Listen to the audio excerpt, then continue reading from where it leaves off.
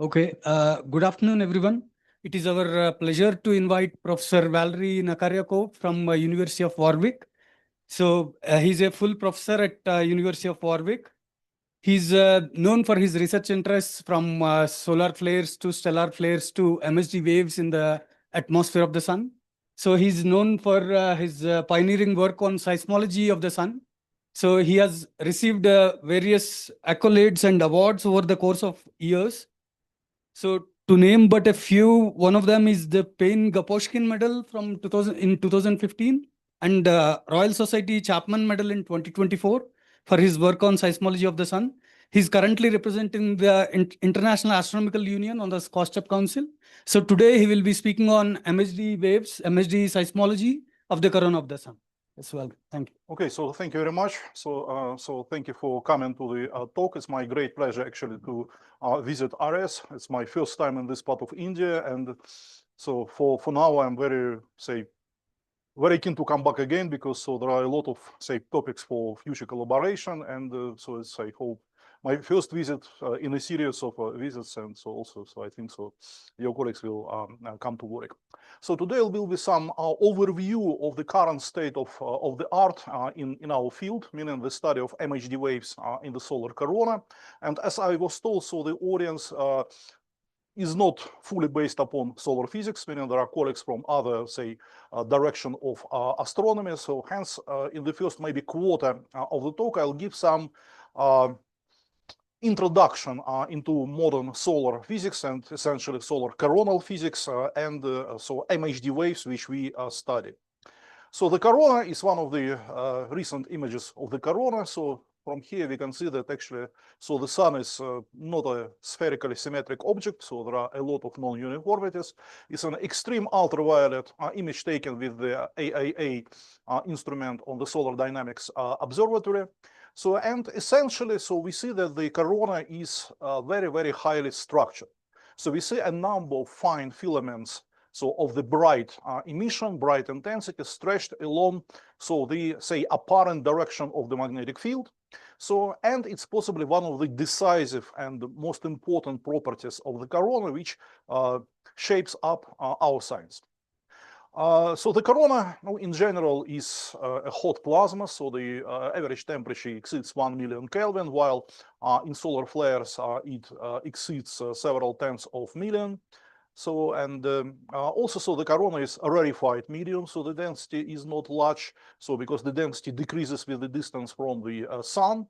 However, so if you calculate the ratio of the gas pressure to the magnetic pressure, which is a so-called parameter beta in plasma physics, so this parameter is very small. So typically in coronal structures, coronal plasma structures, beta is lower than 0.2, 0.3, and in the vast majority of coronal plasmas, it is lower than 1%. So in the plasma physics language, it means that the corona is a cold plasma, despite the huge temperature of 1 million Kelvin and higher. So from the plasma physics point of view, it is not the thermal pressure effects which shape up the corona and control its dynamics, but mainly it is the magnetic pressure. So usually we state this, and then so we need actually to somehow argue with ourselves, because strictly speaking, everything I've said is correct, except we are talking about motions strictly along the magnetic field. In this case, the Lorentz force, which is V cross B, is identically zero. So hence the corona could be treated as a cold plasma in all directions except motions along the magnetic field. So in particular for acoustic waves, which I'll show, so the corona actually is a regular, acoustic medium. So the corona is maybe an example of a corona of other stars. Other stars are also known to have a corona, and so all accompanying phenomena like solar flares, well, stellar flares, and eruptions of various kind. However, so the solar corona is the only stellar corona which is open to direct observations, high-resolution observations, in principle, in all possible bands of the electromagnetic spectrum, from radio to gamma rays. So, and in particular from this point of view, so the corona of the sun is a a proxy for coronal processes in stellar physics. It's of interest for estimating the habitable zones of exoplanets and a number of other, say, universal questions, which we call these days solar stellar analogy, or exploitation of the solar stellar analogy. But despite the fleet of spacecraft and a number of ground-based instruments, which allow us to study the corona, we still, we as a research community still have a number of open questions, and some of them are summarized here.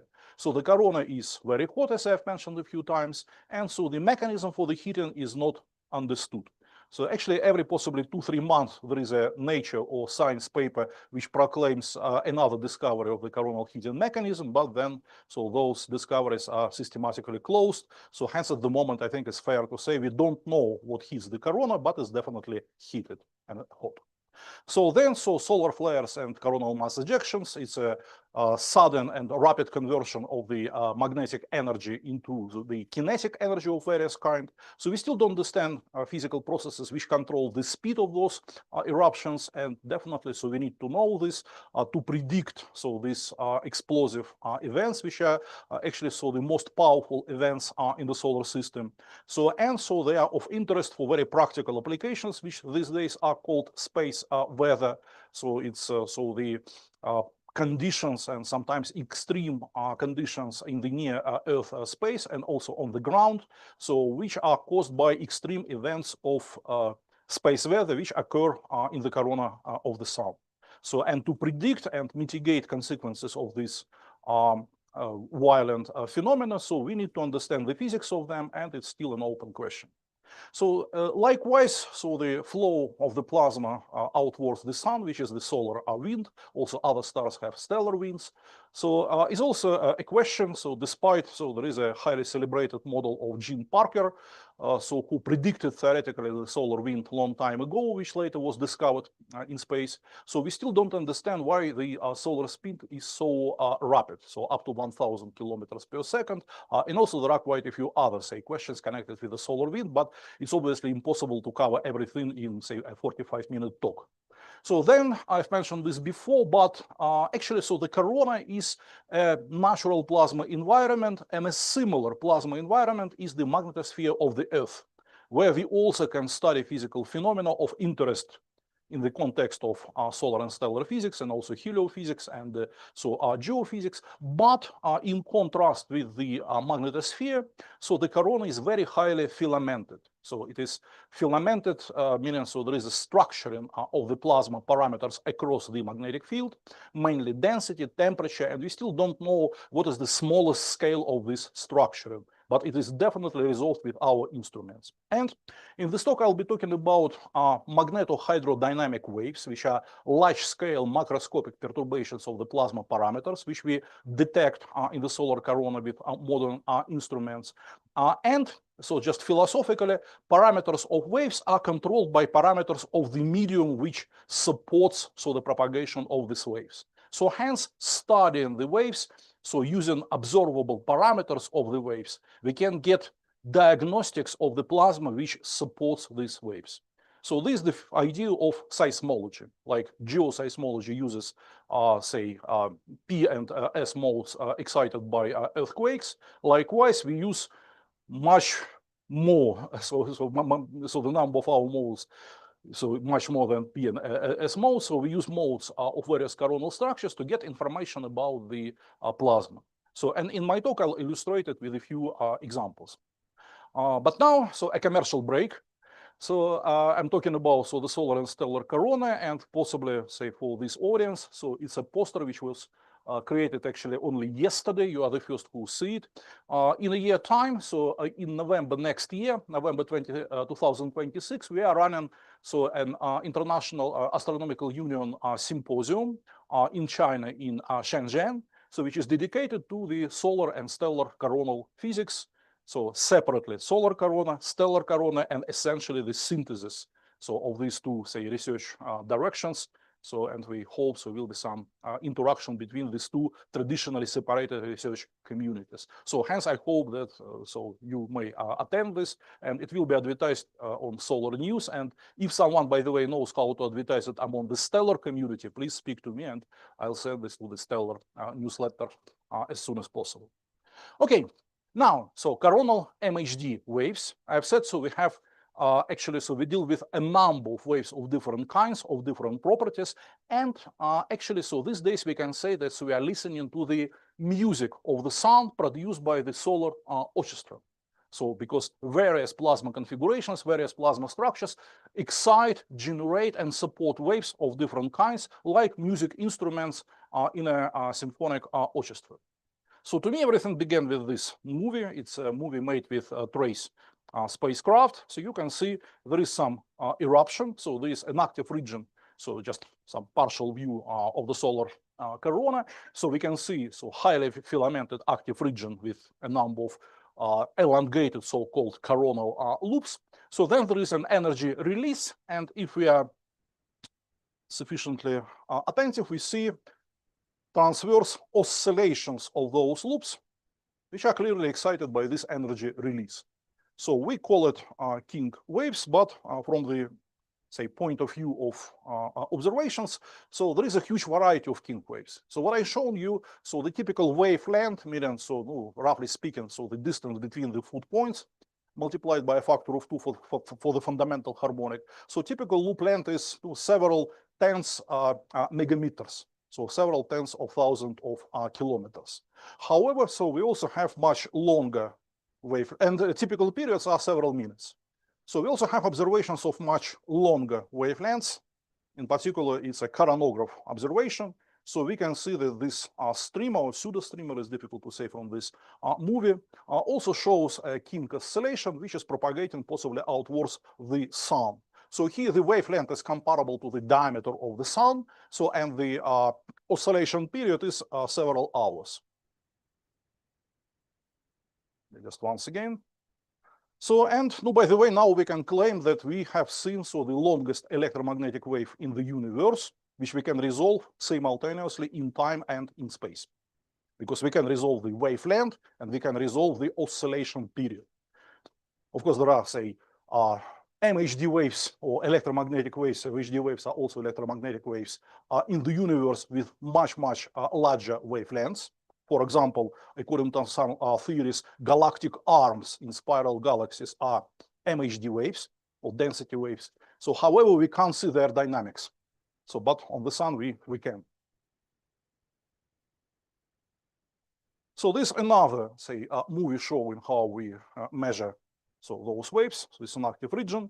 So then some energy release, and we can see this bright blob, which is bounces, say, showing transverse oscillations. And if we put observational slits in the direction of the displacement, so here we just have two different slits, so then we can construct a time distance map, which clearly shows quasi-harmonic, rapidly decaying oscillations. So it's a classical example of a transverse oscillation, which is very similar to oscillations of a guitar string. So just coming back to the music analogy, if we displace a guitar string and release, then the string oscillates harmonically, so and decays. So hence, actually, so we can call it a solar guitar or plasma guitar. But we also have other music instruments, and in particular, so there's another regime of the same King oscillations. We can see loops, and then, so here there is a faint loop, and if I run the movie, we can see that this loop shows very small amplitude transverse displacements, which are very similar to what I've shown before, but the difference is this time oscillations are not decaying, so we call them decayless King oscillations. So, and they are persistent, so they are omnipresent. So, and we can study them using the technique called so the motion magnification. So here it's the same movie, but processed using this technique. We can clearly see the magnified transverse oscillation. So, and the time distance maps on the top show the original and the magnified time distance map. So here we can clearly see the oscillatory pattern. We can measure the oscillation period, say, and various so other parameters, so which are of interest. So in this case, so it is a continuous oscillation without damping. So hence possibly there is some mechanism which counteracts damping. So in particular, it resembles so the interaction of a bow with a violin string. So if there is a steady motion of a bow, so then so the violin string oscillates without damping, and the sound could be sufficiently long. So hence it could be possibly linked with a violin. And later in the second part of my talk, I'll address this in much more detail. So, but now another example. So this is so-called Sloshem oscillation. So it is in contrast with what I've shown before is longitudinal. So we see the displacement of this bright blob to and fro along the, say, apparent direction of the magnetic field. I keep saying apparent because we can't measure the magnetic field in the corona. So because it's very hot and very rarefied, and traditional astronomical techniques for the measurement of the magnetic field based upon the Zeeman and Handley effects don't work in the corona normally. So this in particular why MHD seismology is of interest. So it's a longitudinal oscillation like an acoustic oscillation in a pipe. So hence, so the music analog is the organ, say in Roman Catholic Church, so the pipe, so which supports so the standing acoustic oscillations. So likewise, acoustic oscillations can be different. So and now if you just watch this movie, so you can see, so it's a running difference movie, we can see some funnel or cone in which we see the propagating disturbances of the EUV emission highlighted by this on time differentiation or image difference movie. So and actually, so we see these sequences of ripples, so quasi-periodically distributed in time and in space, which propagate outward like this. So actually, so I said it's acoustic. Strictly speaking, it's not acoustic from the plasma physics point of view. It's a magnetoacoustic wave because it propagates essentially along and across the magnetic field simultaneously. It perturbs the intensity, so meaning most likely it is so the compressive wave, and it propagates at a very large speed, which is about 1,000 or 1,500 kilometers per second. So it's a fast magnetoacoustic wave in the plasma physics terminology, and such a like magnetic sound going along some funnel resembles a trumpet. So hence, so it could be called a magnetic trumpet. And so one of my recent grant applications was called so listening to the solar trumpet. So just addressing this phenomenon. So very interesting, but it's out of scope of my talk today. So this is another example. If you catch it by eye, you see it always. So this is the corona above sunspot, and you can see, so we call it coronal fan, so like fan-like divergent, say, structures, and along those structures there are intensity perturbations propagating outwards. So maybe just once again.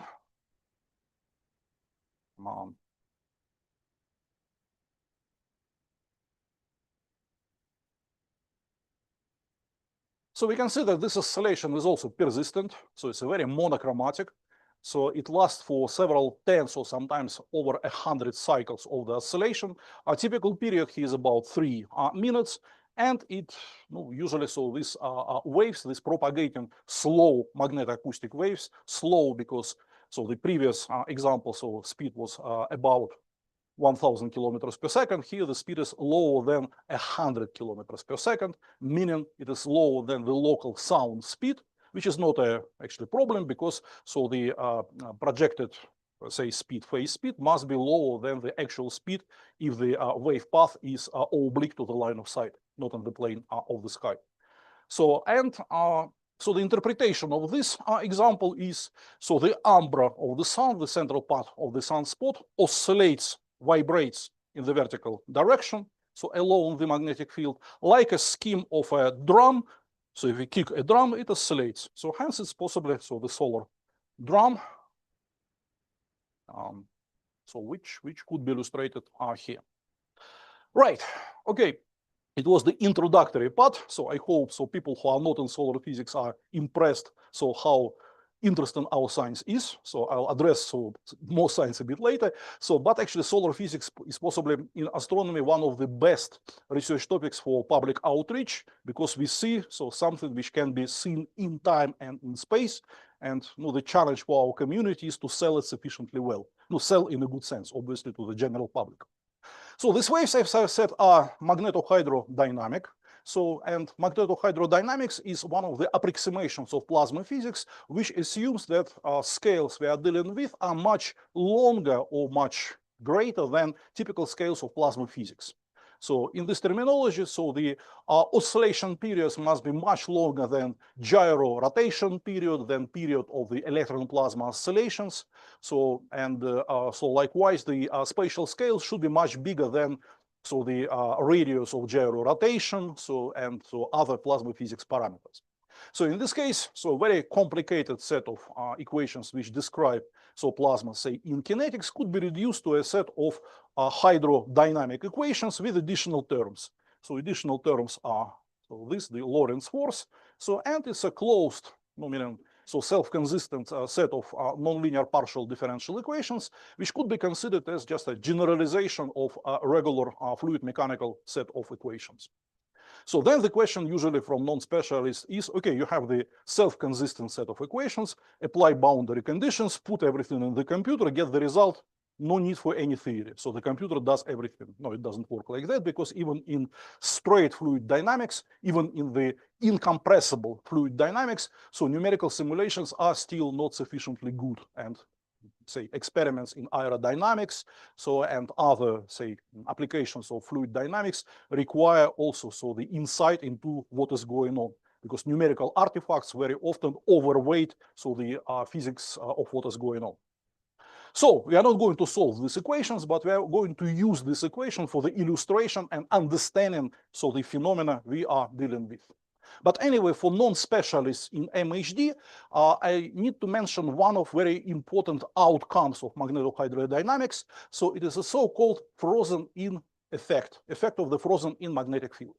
So it is very simple, actually. I can explain it hand-wavingly. If you have magnetic field, and the plasma, say, particles which are somehow gyrating around this magnetic field, then we somehow grab, say, bunch of, say, particles and displace them, say, creating a wind like here. In this case, the magnetic field will be acting as it would be frozen into the plasma, meaning the displacement of the plasma across the magnetic field drags field lines. It's not trivial, because in this room, my wind does not displace field lines of the geomagnetic field. But in the plasma it is. So the difference is here in this room, the air is not ionized. So the plasma is ionized. And likewise, if we somehow apply a magnet to the set of magnetic field lines and make some gradual reconfiguration of the magnetic field, this reconfiguration of the field will be accompanied with the motion of the plasma. So in other words, in the transverse plane to the magnetic field, we are not able to separate, say, evolution of the magnetic field and plasma flows. So this is the frozen-in effect. And also I'll be mentioning so-called Alfvén waves, Alfvén speed. It is named Alpha Hans Alfvén, so his Nobel Prize medal is shown here. So he got a Nobel Prize in 1970 for the creation and derivation, justification of the set of MHD equations. So MHD describes large-scale, sufficiently slow dynamics of the plasma, similar to what we see in the corona of the sun. And just from the physics point of view, we attempted to consider some equilibrium, and then perturb this equilibrium and see what is going on. So there are two options: either the equilibrium is stable or unstable. So in the unstable case, we're talking about various plasma instabilities, macroscopic instabilities. So this topic is very intensively studied in the context of, say, various eruptions. Also, it's of great importance for laboratory plasma physics, for tokamak physics, for controlled fusion. But today I'll be mainly talking about the stable situation, when the perturbed equilibrium is not destroyed, and so we have oscillations around this equilibrium. So the standard methodology in this case is, okay, let's have some equilibrium, perturb it, and see what is going on. So it could be shown that in the simplest case, so the set of MHD equations consists of 8 scalar equations. So hence in the linear regime, it is described by a matrix 8 by 8. So we can calculate the determinant of this matrix. So the solutions to the polynomial equation, which describes frequency and wave number of the perturbations, is a so-called dispersion relation, which gives us wave solutions of various kinds. So I've said there are 8 equations, so hence 4 pairs of wave solutions.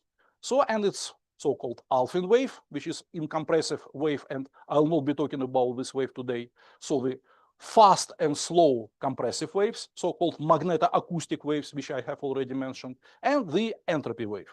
So today I'll be concentrating on the fast magnetoacoustic wave solution. But anyway, so just illustrating how complex and interesting from the theoretical point of view it is. So let me show you a simple numerical experiment. So let's consider a pool of a plasma with a magnetic field uniform and directed in the horizontal direction. And then, like if you have a pool with water, we can take a stone and throw in the water. Then we'll see ripples propagating outwards, yes? So here let's do the same, but in a plasma pool. So this is the initial perturbation, and this is the ripples which we see. So actually it's a bit not ripples, because what we see are just wavefronts without any oscillation. It's again consistent with the expectations, because MHD equations are so-called scale-free. There is no dispersion, so hence all spectral components propagate at the same phase and group speed.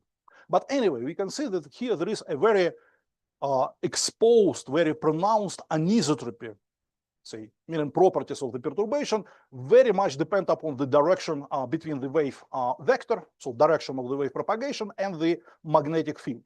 So in here we distinguish between the blue blobs, which propagate strictly along the magnetic field, are incompressive Alfvén waves.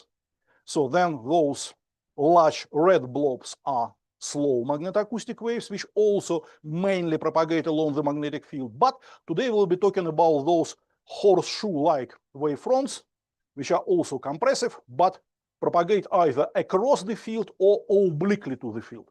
And they disappear, when the wave vector approaches, the direction of the wave vector approaches the direction of the uniform or equilibrium magnetic field. So this polar plot is known as Friedrich's diagram, and on the right panel, what is shown is just the solution to the dispersion relation, meaning what we see now in numerical experiment is fully consistent with the theory. So hence I'll be talking about the waves which propagate perpendicularly or obliquely to the magnetic field, so we call them fast waves. But actually, what I showed was in a uniform medium. So when the density, magnetic field, and other parameters of the plasma are constant, but the corona is not uniform. It is essentially not uniform. So this is one of highest resolution images taken with the EUI instrument on the solar orbiter. So we can see very fine filamentation, so a number of very fine filaments stretched along the magnetic field. So hence, actually, this is a decisive problem. So in the theory of MHD waves and the corona, we must account for this structure. And why it is important? So this is another experiment. It's actually now not a top view, but a side view, but essentially it's the same idea. So I'm going to throw a stone here. So the magnetic field is in this direction, but now I have some non-uniformity, one-dimensional non-uniformity of the density of the plasma across the magnetic field, somehow mimicking, a field-aligned filament of the hot plasma in the corona. So possibly you already noticed that the picture is totally different from what I've shown before. So actually, these two blobs are slow waves, which are, those red, bright triangle-like wavefronts. But now we have something which is totally new. So we see fast wave trains propagation much faster than the sound speed, at the speed about the Alfvén speed, but along the magnetic field. So those perturbations propagate at the fast speed or Alfvén speed along the magnetic field, but moreover, the perturbation becomes oscillatory. So it's not a single wavefront like in the previous example, but oscillation. So and essentially what is going on is just a waveguide effect. Because if we just imagine two planes, reflecting planes, and some perturbation which can propagate only obliquely to the axis of this, let's say, system, we'll have a wave bouncing between mirrors. So in this case, actually, the global propagation of the wave is along the axis, along the magnetic field, but locally it propagates obliquely. So hence it's still the same fast wave which I mentioned, which propagate obliquely, but now it experiences a sequence of reflections or refractions. So hence globally it is guided along the magnetic field. Okay, we understand why it propagates along the field. Now why it is oscillatory? Because now in the system we have the characteristic spatial scale, which is the, let's say, width of our waveguide, width or diameter of our non-uniformity of our filament. So, and from the physics point of view, if in a wave system we have a characteristic scale, spatial or time scale, so it means we have wave dispersion, meaning various spectral components propagate at different phase and group speeds. And essentially what we see here is the result of dispersion. So the initial signal was just a single spike or single pulse. So single pulse, if you Fourier transform it, it's a broadband signal consisting of a number of harmonics. And in a dispersive medium, such as a plasma waveguide, waves propagate at different phase speeds and group speeds. So hence, each spectral component propagates at its own speed, and we have this dispersion. And actually, what we see here is not a pure harmonic signal. We can see actually that the longer periods propagate faster than shorter periods. So also if you throw a stone in a pond, and now if you see the ripples, actually you'll see that longer wavelengths propagate farther or ahead of shorter wavelengths. It's the same idea. So this must be taken into account, and in principle, mathematically it could be done. So just solving again, the set of linearized MHD equations, making Fourier transform in time and in two spatial coordinates, but in the direction of the non-uniformity. So we mathematically not able to do Fourier because the medium is non-uniform. So hence we're getting an ordinary differential equation. And x is the direction in the non-uniformity, say across the magnetic field. And if we get such an equation, actually, in principle, now we can just close the plasma physics book and open a quantum mechanics textbook, because this equation, if we change notations, is identical to the stationary Schrödinger equation in plasma in quantum mechanics, describing behavior of a quantum particle in a potential well in particular. So hence we can see energy levels, discrete energy levels. So we can see various eigenfunctions. And in principle, all this with the change of the terminology gives us dispersion relations for different modes of this waveguide, different structure of the perturbation, different symmetries of the perturbations. And in principle, this problem can be solved very well. But actually, what we need to do is to use cylindrical geometry, at least, because usually we deal with sufficiently thin filaments along the magnetic field. So hence Cartesian geometry is not the best for the understanding of what is going on. So hence, if you have a plasma cylinder, with physical parameters inside and outside experiencing either a jump or being smoothly varying, but in the simplest case, if it's a, say, piecewise non-uniformity of the cylindrical structure, then doing exactly the same. So what we can do in Cartesian geometry, but now in the cylindrical geometry, we get a dispersion relation, which is shown here. It looks ugly because it contains a modified Bessel function of different kind. So here there is the index m, which is the azimuthal wave number, which accounts for the symmetry of the perturbation in the azimuthal angle. And also there are parameters of the wave, omega and kz, frequency and parallel wave number, as well as parameters of the medium. But actually it's just a transcendental algebraic equation, and roots of this equation can be readily obtained numerically. So we can do it, but I'm just jumping this part. But actually, what is important, that properties of waves, meaning their phase group speeds, structures of the perturbations, and other important properties, very much depend upon the azimuthal wave number n. So perturbations with different azimuthal wave numbers are shown here. So the terminology is different, but in solar physics, we call sausage modes, king modes. In this case, it's linearly polarized, and so various higher harmonics, which we call fluting or ballooning modes. And actually, so in this talk, I concentrate on the king oscillations, so which in plasma physics terminology is m equals to 1 mode. So this is another manifestation of the same mode, but not linearly polarized, but circularly polarized. Like any transverse perturbation, it could be so of linear, elliptical, or circular polarization. So actually, so if you just make illustration when wavingly, we have a plasma cylinder, we somehow displace it, release, and it oscillates like a guitar string, what I've mentioned. So hence the temptation is, okay, so it's something like exactly like a guitar string. So hence is some incompressive perturbation. So because of that, so some people call these king waves or king oscillations alphenic waves because they are also incompressive. It's incorrect because actually they're essentially compressive. It's just a snapshot of numerical simulation of this king oscillation, and the color shows the variation of the density of the plasma. So these waves are essentially collective, and now maybe addressing the solar community.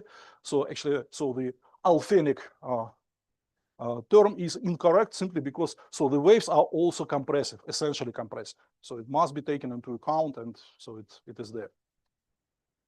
Now, coming back to so this movie. So king modes of coronal loops. So we clearly see that the maximum transverse displacement occurs somewhere here. So the nose of the oscillation coincides with the foot points of the loop. So hence we are dealing with a standing guitar string-like perturbation. So we can study this. It's just an illustration of the analysis. So principle I've already mentioned. So we have a digital camera taking images of the sun every 12 seconds. So then we put an observational slit in the direction of the loop displacement across the loop itself, and then we can construct a time distance map, so which gives us parameters of the oscillation. Now here we naively approximated this curve with a harmonic signal which exponentially decays. So these days we know it's possibly not the best option, but anyway, so this is the zero order approximation.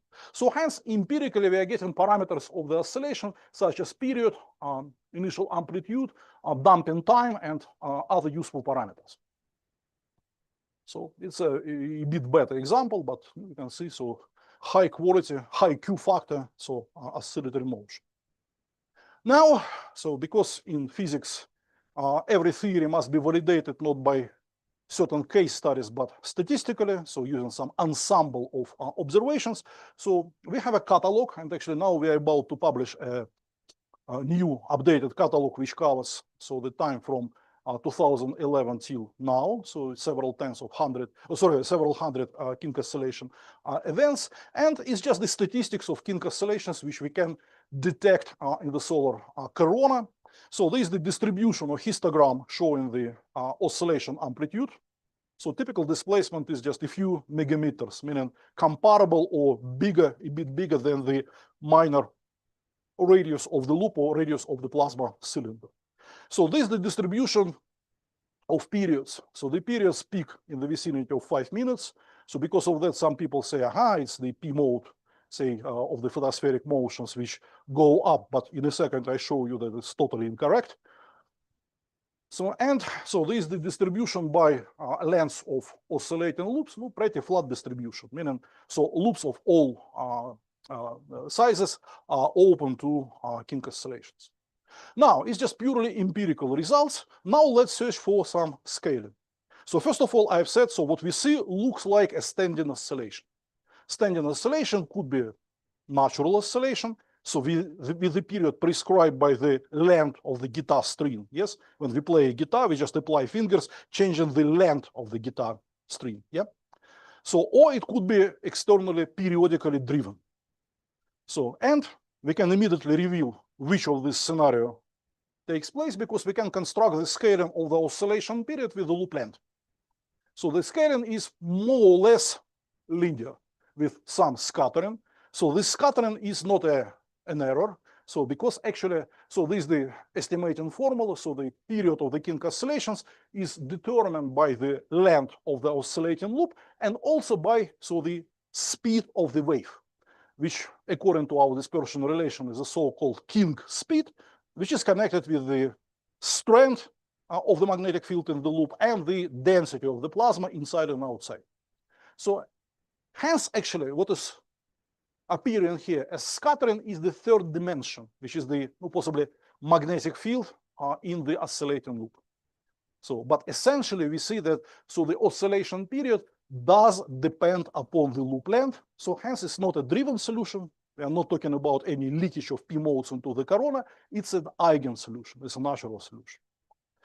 Okay, let's keep this in mind. So now the kink speed. So the kink speed, as I've mentioned, is connected with the external and internal plasma densities, and here, the Alfvén speed, which is connected with the magnetic field and also with the density of the plasma. So hence, if we are able to measure the kink speed, and we can measure it because we know the length of the loop, we resolve it in space, and we know the period of the oscillation, we resolve it in time. So hence we get in the kink speed in each case, and if we have an independent estimation of the density of the plasma, we get an estimation of the magnetic field. So this is what we call one of the examples of seismology, seismological estimation of parameters of the plasma in the oscillating loop. So we'll come to this a bit later. Now, how they are excited. So like a pendulum, just imagine there is a regular pendulum. We can excite it either by kicking it and then it oscillates with a natural frequency, or we can displace it and release, and it will oscillate with the same period. So what is going on in the corona? In the vast majority of cases, the oscillation looks like that. You can see some low coronal eruption, which simply pushes the loops out of the equilibrium, and then they oscillate around the equilibrium. So usually when I watch this movie, it resembles, so in my family, I have a dog of this size. So when he runs in, say, in our garden, so he displaces branches of bushes because I'm lazy to cut them, and they oscillate in his wake. So essentially it's the same. So you can call it a kind of dog's head excitation mechanism. So, and again, statistically, we can show that in a number of cases it is that. Now, so the damping time is a bit more complicated because I obviously don't have time to discuss it, but so if there is some profile of the parameters of the plasma across the magnetic field, it's a cross-section of this. So in this case, there is an interesting phenomenon, which essentially is a linear coupling between different MHD modes. I told you there are 4 pairs of solutions to the dispersion relation, 4 kinds of MHD waves, and under certain conditions, they can be coupled linearly with each other. What is going on here is the coupling between the collective global kink oscillation of the fast magnetoacoustic nature, with invisible vortex-like motions inside the flux tube, which are called torsional Alfvén waves. So which are essentially incompressive. So however, at the location where the kink speed, meaning the speed of the global collective kink oscillation, coincides with this local Alfvén speed, so here there is linear coupling. And essentially this coupling is one way. So the energy goes from the kink wave to the torsional Alfvén motions. And this is how our research community now believe, so this is the mechanism responsible for the damping of kink waves. We see how the energy goes, so the oscillation amplitude decreases. Of course, ideally we should see the increase in the amplitude of these motions, but we don't resolve them. Of course, it's dodgy, but it's where our community is at the moment. So this so-called phenomenon or effect of resonant absorption of kink waves. But anyway, let's just forget about the absence of the second side of the coin. We don't see the increase in the amplitude of torsional motions, but if we make some mathematical calculations, we can see that the damping time scales with the oscillation period linearly. And this scaling is non-trivial because if the damping occurs because of viscosity, resistivity, maybe even thermal conductivity, so thermal conduction, in this case, the scaling should be parabolic. But, the theory of resonant absorption tells it should be linear. It is more or less linear. So this is the damping time versus the oscillation period. So hence the maybe even not zero, but minus first approximation is consistent with this theory. Agree? So the scattering of the damping time with the period is more or less linear. However, again, the scattering is huge. But it's not the end of the story, because we have another parameter, which is the amplitude, relative amplitude. And then if you make a scattering of the quality factor, meaning so the ratio of the damping time to the period, so with the apparent amplitude, why apparent? Because it's projected. So we have a data cloud, which clearly shows the decrease in the quality factor with the oscillation amplitude in the ensemble. So in each case, it could be, say, specific, but in ensemble, we clearly have this dependence. And if we approximate it with some curve, no, here we just assume it should be so power law. Why not? So we're getting the amplitude to the minus 2/3. So there is no theory which would explain this. It's the cutting edge of the modern, say, theory or theoretical efforts in our field. But so the scaling is pretty interesting. So why it is non-trivial? Because the theory of resonant absorption, which I mentioned, is purely linear.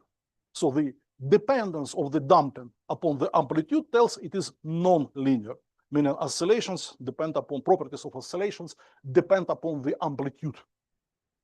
It's a puzzle. So how can we solve it? No, well, there are some ideas. In particular, now these days, a popular topic is, so when the loop is displaced in the transverse direction, so the boundary between the external and internal medium can become unstable to the Kelvin-Helmholtz instability. So hence we have the diffusion of the boundary, so which leads to some enhanced damping. So which, no, in principle, is amplitude dependent, but first of all, it's not clear whether, so we can theoretically reproduce the empirical scaling. No, and another problem is actually very often we don't see any signature of this phenomenon. I'll come to this in a second. So, but anyway, so possibly is the direction in which we should go. But, so the story actually is much more complicated, because I told you about one regime, so the guitar-like regime, when the string is displaced, released, and oscillates. But actually, coronal loops possibly are not guitar strings, but cello strings, because cello is another music instrument. You can play by fingers, by pitching, or you can use the bow. So, and possibly is the bow regime of the same oscillations. So in some cases, so the oscillations are persistent without any damping at all. So it looks like that. So there are quite a few observations. So it's the same, so movie which I already shown, I'll just skip this.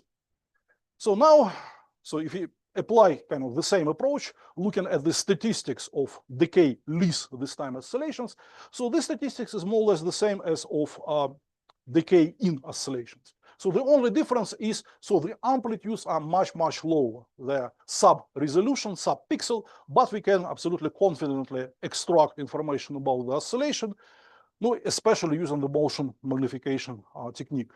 So then the scaling of the oscillation period with the loop length, again, linear scaling, similar to what we got for decay and oscillations. So and now I just make some pit stop, because why it is great? Because I told that, so measuring the oscillation period and the loop length, we are able to measure the magnetic field. But actually we can measure it after the eruption. But for the, we'll say, developing models for solar flares, for eruptions, we need to know the magnetic field not after the energy release, but before. And this is the answer. Decay risk oscillations, they occur without any connection with flares or eruptions. So they're a tool for probing the magnetic field and free magnetic energy before eruptions. And it's another kind of cutting edge research direction now. So this even better scaling, so recently obtained by our Chinese colleagues, is for shorter loops using EUI. Again, the same linear scaling is rock solid. Now maybe just again for our community, possibly you have seen several papers recently published, so showing so that there is another branch of the scaling, so the vertical branch, meaning periods which are independent of the loop length, but no, we demonstrated actually it was just the data processing mistake. Error, and we simply just model that. So this artificial branch appears when the oscillation period is about the cadence time of the instrument. Well, for example, the cadence time is 5 seconds of EUI, so the oscillation period is 11 seconds, and so the signal is decay least almost harmonic, and if you analyze it, Fourier analyze it, so with a cadence of 5 seconds, because you can't do anything about that, you get the artificial peak in the vicinity of, say, 63 seconds. So this is that, and we just illustrated so how this problem occurs, so the effect of undersampling. So anyway, now we're getting rock solid say confirmation that so the parameters of the oscillations are consistent with the standing mode C2H. So again, this is the formula for the estimation of the magnetic field by the oscillation period and the loop length. And if we apply it to pre-erupting active region, so we are getting something like this. So here we did not make density estimations. We simply estimated the alpha and speed in individual loops, so which have different lengths, oscillate with different periods, decaylessly without any damping, before or without any eruptions or flares. So hence we can produce a map of the alpha and speed in this active region. So the next step is just to estimate using the DAM, so the density, and we can make a map of the magnetic field. So we published this result a long time ago, but then now just the lack of people who can do this. So if anyone is interested in, say, taking over this project, I would be very happy to collaborate because we simply don't have enough people who can progress. So my postdoc at that time, Sergei Finagentov, now he's back to Russia and he's very much involved in the Siberian radioheliograph activities. So he's not interested in that anymore. So hence, so this is the seismology. So which is in principle very, very interesting. Now, do I have maybe 10 minutes? Okay. Now just a bit more philosophy and physics. So we see a loop which appears to oscillate in two regimes: large amplitude rapidly decaying and low amplitude but without any decay. How can it be? So also there are observations, I just skip them, so showing the same loop oscillates decaylessly, so then being displaced oscillates with a large amplitude, but decays not to zero but to a constant amplitude, to a stationary oscillation, and the oscillation period is the same, meaning it is the same oscillator which appears in two regimes: large amplitude decaying and low amplitude decayless. How can it be? Now just philosophy of wave or oscillation theory. So we have an oscillator. So hence let's write a harmonic oscillator equation. So this is the natural frequency of the oscillation. We know for sure it is the natural frequency because the period scales with the loop length. Good. It shows damping. Okay, so we add damping term. So with the parameter delta, it could be, for example, resonant absorption. So and then we need to apply some force, some external energy supply to compensate so the energy losses. So hence here should be some force on the right hand side. So the first what comes to our head, okay, why so this force should not be periodic? So for example, it could be the same P mode which I mentioned, which somehow periodically massages so the foot points of the loop. Or no, honestly, I never understood why it should be 5 minutes. I would prefer 3 minutes because it's a chromospheric natural frequency. So in the chromosphere is a bit closer to the corona than the photosphere. No, anyway, let it be some harmonic source. So with 5 minutes or 3 minutes.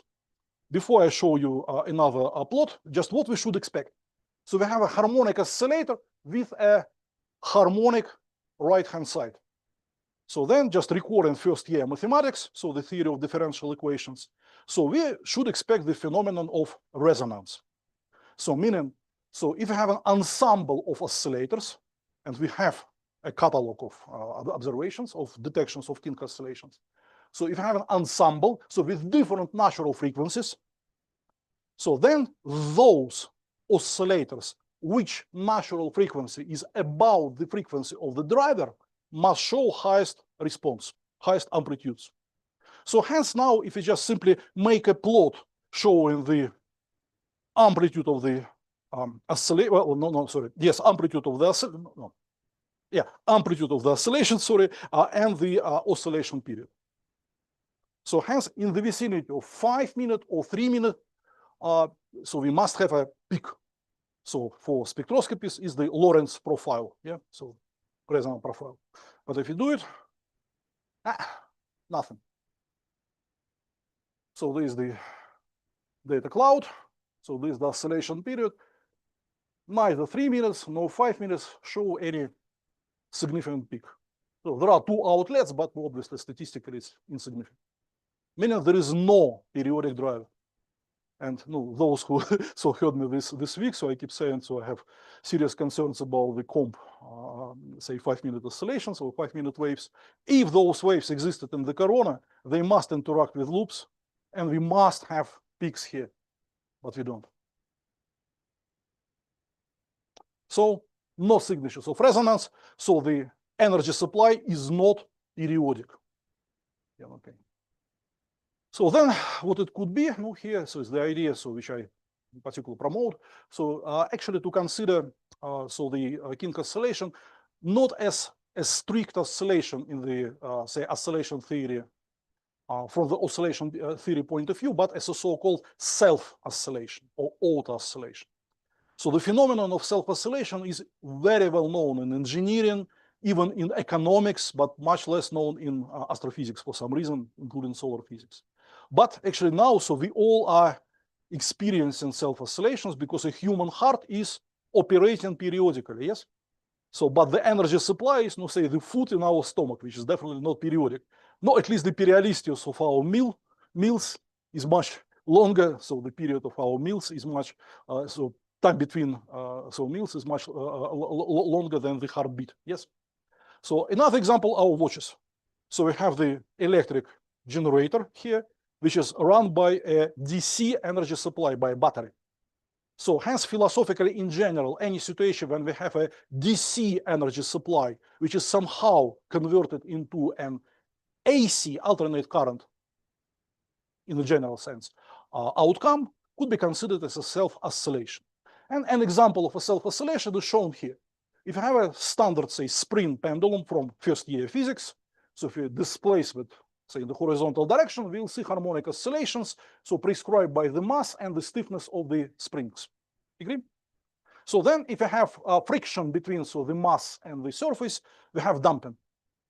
But now if we fly to Japan, so in Japanese, so kaiten sushi places, so there is a conveyor belt, and if there is a conveyor belt which runs at a constant speed, so meaning now we still have friction between the mass and the surface, but the surface is not stationary. We still have friction, but the friction from the point of view of the mass becomes negative, meaning so the energy comes from the conveyor belt or from the motor which runs this steady motion of the belt to the oscillator. And such an oscillator can show a decay-less oscillatory regime, so with the period prescribed by the parameters of the natural frequency of the oscillation, self-oscillation. So another example is what I've mentioned today is this. So it's a steady motion of a bow, and we can see that the string responds as a harmonic motion. It's another example. So hence, another example could be that.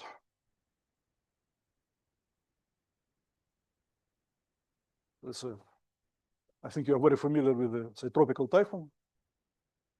It's in China, not in India, but you can see this bar oscillates periodically. So because it's, say, embedded in the steady, well, almost steady flow speed of the wind, like this.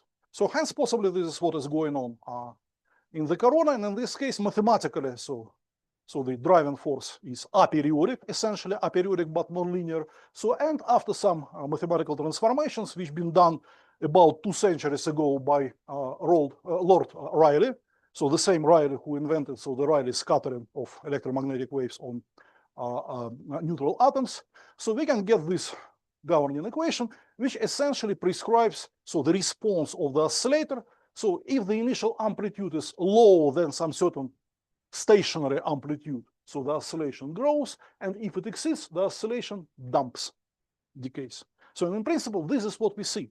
So the oscillator oscillates in the stationary regime, then being excited, and shows oscillations of much higher amplitude, but rapidly dumps, but not to zero, but to the stationary amplitude.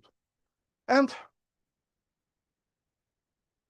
so this is what we see in observations. So here there is a faint loop. Now we just trace it, and this is the time distance map. So this is the running time. We can see oscillations are periodic but low amplitude. Then an eruption displaces the loop you see the large amplitude oscillations, but rapidly decaying. And then it decays not to zero, but the loop keeps oscillating with the same period.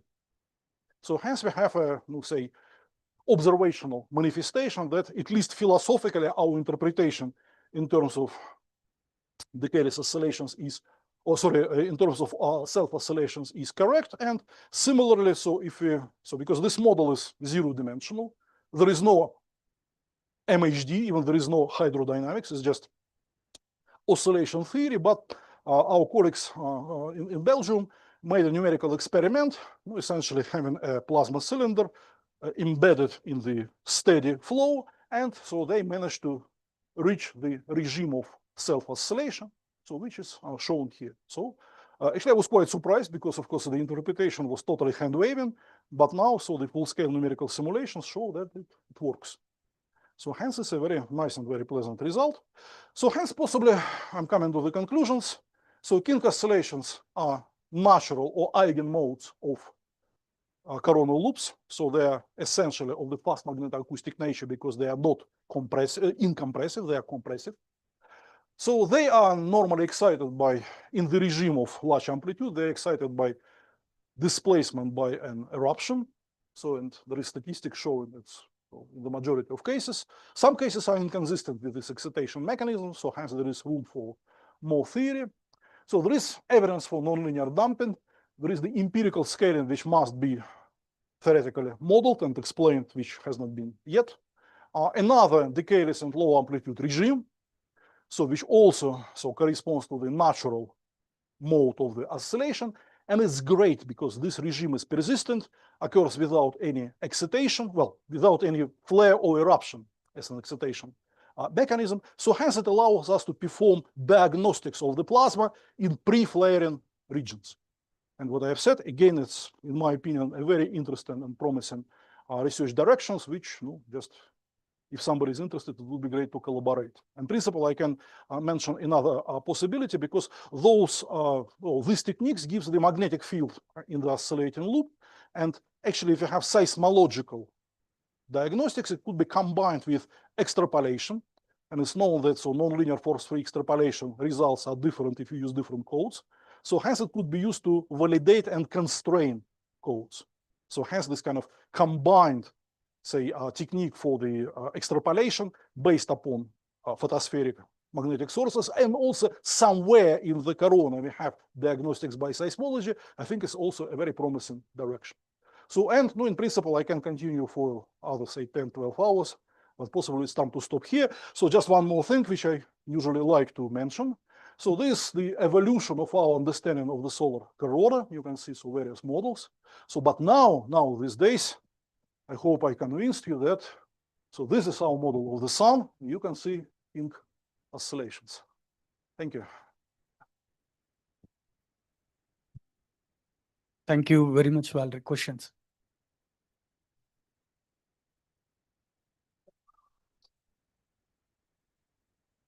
Thank you for the very nice talk. Maybe I missed it, but I just want to confirm that you explained the conveyor belt model for the decayless oscillation, and how does that model explains decaying oscillations? No, it does not. It doesn't explain decaying oscillations. It's the same because this say decayless model explains the stationary amplitude oscillations with a small amplitude. Yes. So, but if the initial perturbation, say, assigns the amplitude much bigger than the stationary amplitude, we see the damping. So, and I didn't mention it here. In principle, this damping in this scenario is not exponential. It is, say, super exponential. And we recently published a paper. Actually, it's not kind of the biggest statistical study, but we considered 10 loops. So, and best fitted damping patterns with various scenario, exponential damping, super exponential. So, and found that for 7 examples, so the super exponential damping was statistically better using Bayesian, so a Markov chain Monte Carlo approach. Of course, it's not the kind of final result because the statistical sample is insufficient. So, but still, so we got that so in 7 out of 10 loops. So the damping was consistent with the self-oscillatory scenario. So, and we need just more examples because it was done by my master student who finished them.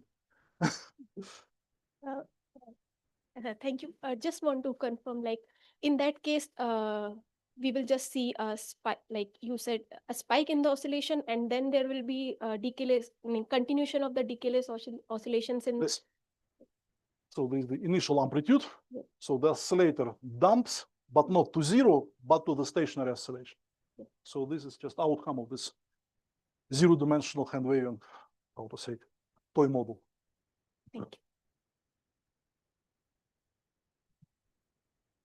you. Sir, somewhere you showed about the plot where you are showing the velocity amplitude versus the period graph. So, sir, maybe I missed that part. So, in that part, you are calculating the velocity in different heights. No. It's just maximum velocity. So at the top of the loop. Okay. And then what you conclude in this graph that In this distribution, we don't see any peak. So if we had the effect of resonance, then the loops with natural periods about the period of the driver must have much larger amplitude. So hence, in this ensemble distribution, we would have a spike in the vicinity of say 5 minutes, but it's pretty flat.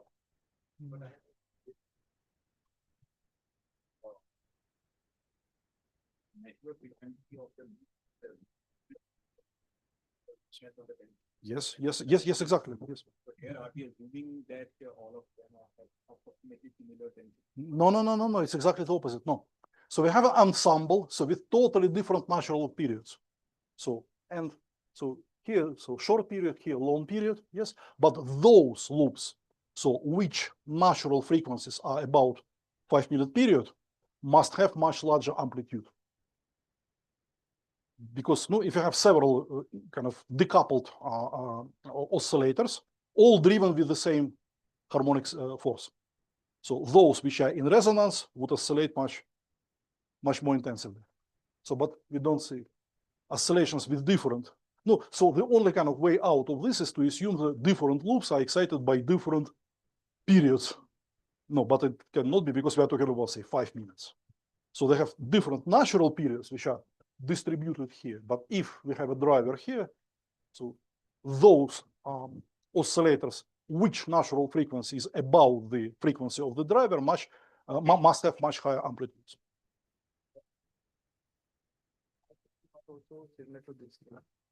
So I was also having the same doubt when we are applying a broadband driver, suppose. No, it's not a broadband driver. So here is monochromatic. So the driver could be broadband. Yes, it could be. Yeah, in general, it can be a broadband driver. Yes, if the driver, no, you mean in the vicinity of 5 minutes, meaning just broad around 5 minutes. No, it's still from 4 to 6. Yeah. So, but there is another opportunity because it could be, say, granulation. So in this case, the forcing is broadband but noisy. For example, there's a red noise driver, and in principle, this is also an option. So because this, in this case, the force on the right hand side is just a random function. So with possibly the red noise spectrum. So in this case, we also have oscillations with the same natural frequency. So because the driver doesn't have any prescribed frequency, yes. So, but the problem is, in this case, actually the polarization of the oscillation must be random.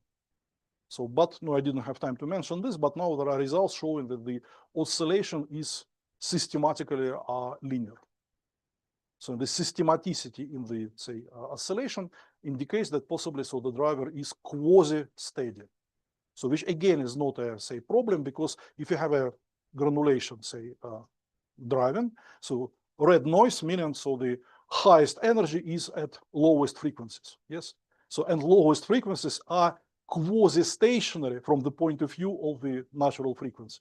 So hence here, these two kind of mechanisms merge. So hence what I'm saying as the motion of the bow. So this bow, of course, in reality, it's never steady. It's like that, yes? But the period between these motions is much, much longer than the oscillation period. So most likely it is that. In reference to here, this plot. Oh. No, just speak to me, I'll show you. It's Nakariakov et al. 2016. Yeah, thank you. I'm from control system backgrounds. I'm not from solar. When you showed that conveyor, so it excited me. Just one question: when you say that it decays super exponentially, so there are also cases where you have asymptotic decay, and there are also cases where you have nonlinear damping. Is it? No, so we made because actually, so this say phenomenon is quite difficult to study observationally because our oscillations are of very low quality from the point of view of wave theory. Meaning, so the damping time divided by the oscillation period usually, so this quantity is very small.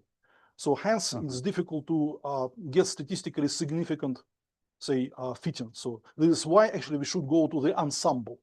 So because in each case, in each fit, so the error is huge.